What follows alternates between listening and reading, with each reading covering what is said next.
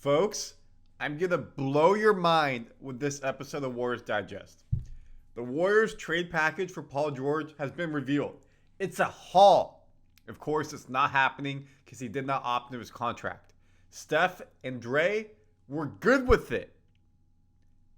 Klay Thompson is not going to be here anymore. We have an update.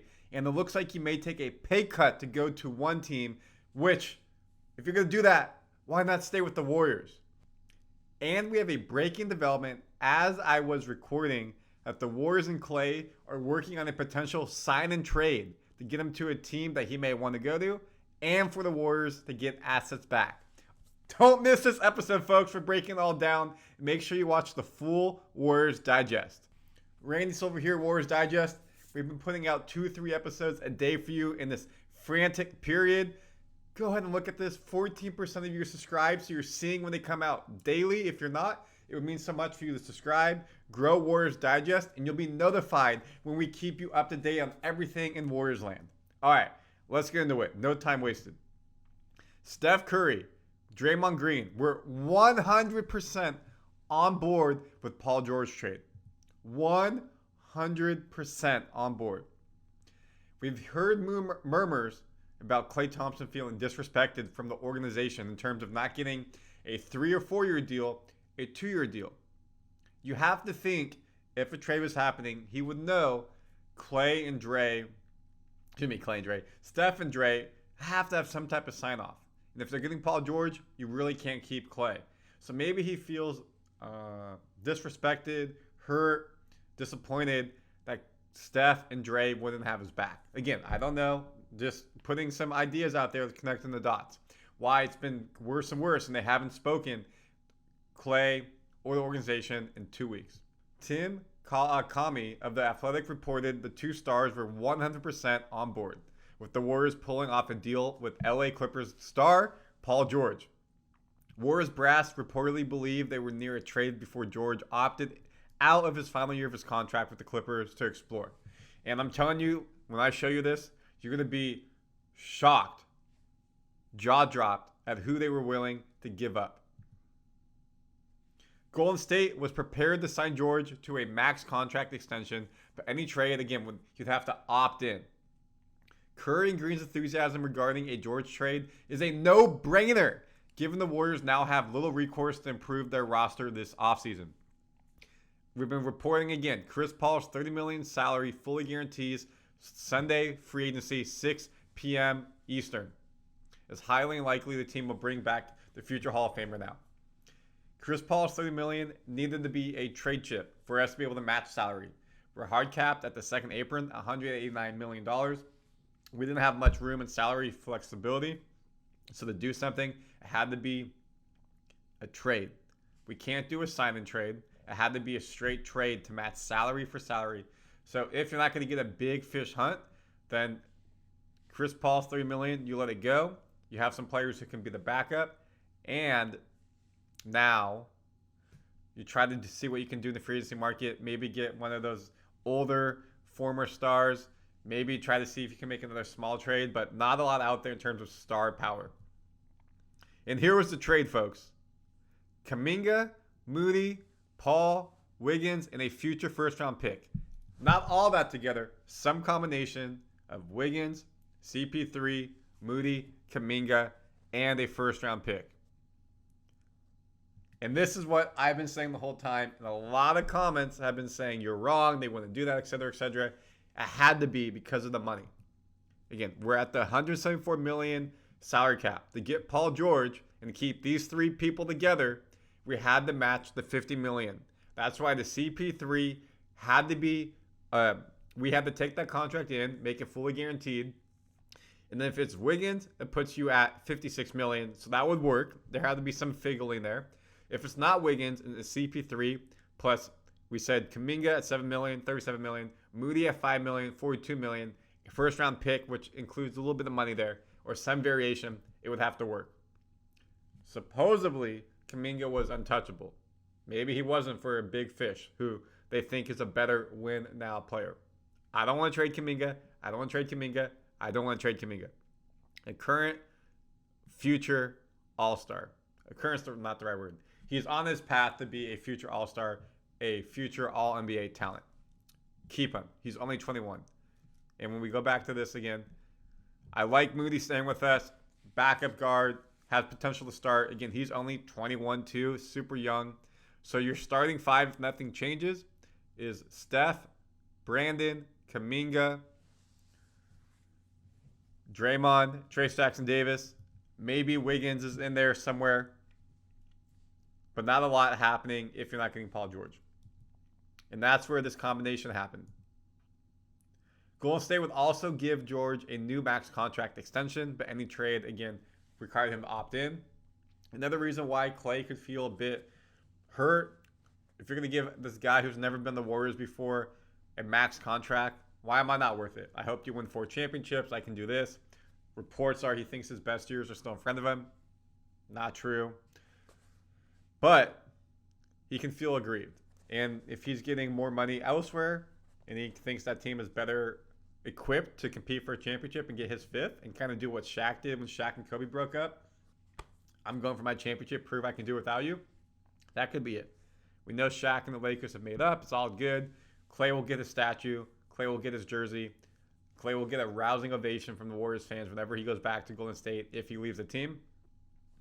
But it seems like we're going towards a breakup. For the Clippers, what are they going to do now that Paul George is a free agent? As currently constituted, the Clippers are about $54 million under the first tax apron and $65 million under the second apron. Resigning George would put them close to the first apron without even factoring in bringing back James Harden. Bringing back Harden and George would mean they have to blow past the second apron, and they can't do that. The CBA also forced the Warriors into own cap crunch, as they'll likely see Klay Thompson walk in free agency this summer in a largely financial decision. Golden State has regularly been the NBA's most expensive team in recent years, and the owner, Joe Lacob, has been open about wanting to deduct the tax. So you can see this new CBA with the first apron, the second apron, is really financially limiting teams. The tax penalty is really big if you're above that first apron, even worse above the second apron. In addition, what's happening as well, it doesn't allow you to make trades. You can't bring back more money. You can't sign players based off of where you are in the aprons. And so it's making you have to be fiscally responsible to be successful. Or else you can't build your team and you're going to be top heavy or not have enough depth. Warriors owner, again, Joe Lacob, wants to be under that tax apron. So guaranteeing Paul's deal would put Golden State about $4.6 million over the first tax apron. While Lacob seems to want to pay the tax if you can get someone like George. If there's no trade target, then no. So hopefully that makes sense. Not trying to confuse you all. Again, what that comes down to is we'll have some flexibility if if Chris Paul's contract isn't guaranteed today. If it is guaranteed, then we really have to trade him or we can't get any players. Basically, what that means, Thompson is virtually gone now. If we guarantee Chris Paul, we really don't have any money to offer him.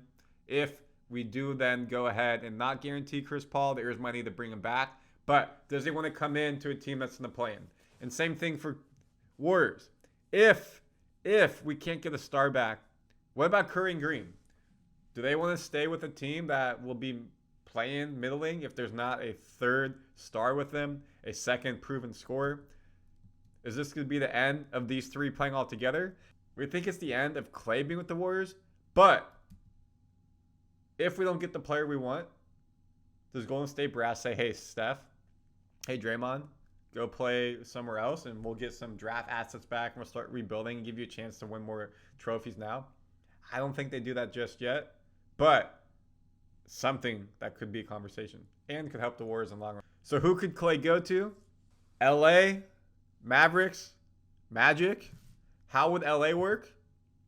LeBron James opted out of his contract and he's willing to take a pay cut to be able to get the Lakers the mid-level exception, to get a star, get someone who can help them. And that would mean that they could offer around $12.9 million to Thompson, James Harden, Jonas Valanciunas. Klay turned down 2 years, $48 million. Last 2023, end of the year, said, hey, contract talks are off.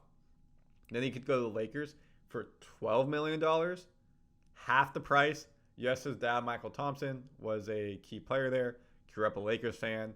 Has always talked about potentially playing in LA. Of course, like that's a pipe dream. I love being Golden State. But to take half what Warriors offer you to go play in LA, that would be a major, major coup. You put Austin Reeves on one wing, Klay on the other, LeBron, AD, and then a fifth player in there. That is a pretty deadly punch. If Reeves and Klay are streaky shooters, if they're both on and they can spread the floor, let LeBron drive, AD around the paint, like that is going to be a fierce team. So the last part, Warriors want to help outgoing free agent Klay Thompson by organizing a sign and trade with another team. Why? One, that means the Warriors get assets back, either in player or draft capital, versus having them walk for free and they get nothing besides salary cap relief, which they actually don't get because he's a free agent. So they're getting nothing back in that return. The Warriors want to help him in a sign and trade situation, perhaps to the teams who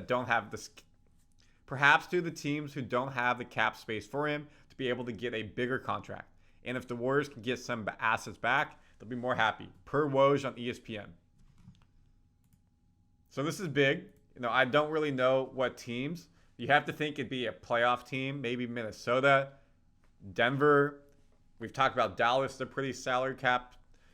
But would they want to send him to a team in the West where you compete against them a bunch? If you look to the East, Boston's good. Milwaukee, maybe. They're looking to retool around Doc Rivers. You could get some people back from Milwaukee. Philly has a bunch of cap space, so he could just go there on their own. Magic have cap space. He could go there on their own. Cleveland, now that Kenny Atkinson's there, maybe there's some type of relationship you could have there. The days of Steph versus LeBron is over. Knicks, they look like they're pretty set. And those are really the top teams in each conference. And the other obvious one would be the Lakers. They just had D'Angelo Russell, opt in his contract, around $20 million. We just talked about LeBron James taking less money, meaning he could only, the Lakers could only give a mid-level exception around $13 million. Maybe they do a sign and trade there where you sign Klay for $20 million and you get D'Lo back. Get him back for a second time. I know a lot of people aren't that happy with that trade, D'Lo coming back. Don't see the Lakers giving up Austin Reeves. Rui at power forward kind of gives us some depth there. Bronny James, I'm just kidding. Gabe Vincent could be a nice backup point guard for us. Didn't really have the season he was hoping. He had some injuries. Jared Vanderbilt maybe a power forward. Cam Reddish. So there's something that they need to work on. We'll see actually what happens. For the Warriors, we'll have to find out. And again, stay here. We'll keep you updated. So the question then, again, will Thompson want to take that after dropping 2 years for $40 million with the Warriors? And of course, Sixers have a lot of salary cap space. Magic do. Mavs really don't. They're like mid-level exception as well. So if they're all offering Klay, what I think happens first is Paul George falls. Because Sixers want him. They already said they're going to talk to him. Clippers want him. They're going to talk to him. Magic want him. They're going to talk to him. Mavs don't have the salary cap for Paul George. But wherever Paul George doesn't go, I think Klay becomes a second option. So at 6 p.m. when free agency starts, we may not know where Klay is going unless a team really wants him over Paul George like the Mavs. And then we may know that. Or the Lakers, because Lakers can't get Paul George. But if Klay wants to see what happens to Paul George, and I'll go where else, and maybe if the team doesn't get Paul George, they give me more money because they're now desperate, could be something that's happening. But unfortunately, folks, it feels like this right here, Dre, Steph, and Klay, is about to be over. And again, we'll have a live stream going when we know information, anything like that. We can come together, laugh, cry, cheer, whatever it may be, whatever happens. And you're going to stay up to date on Warriors Digest because we give you this news in real time, break it down for you the best that we can to keep you Warriors fans up to date. And what's coming? Again, free agency is about to start. Summer League will have all the news for you. Olympics with Steph Curry, Steve Kerr, USA, let's go. We'll keep you up to date on other players in the Warriors in the Olympics as well. And regular season then will be coming shortly thereafter. All right, fans, comment your thoughts. Let me know. Randy Silver, Warriors Digest, out.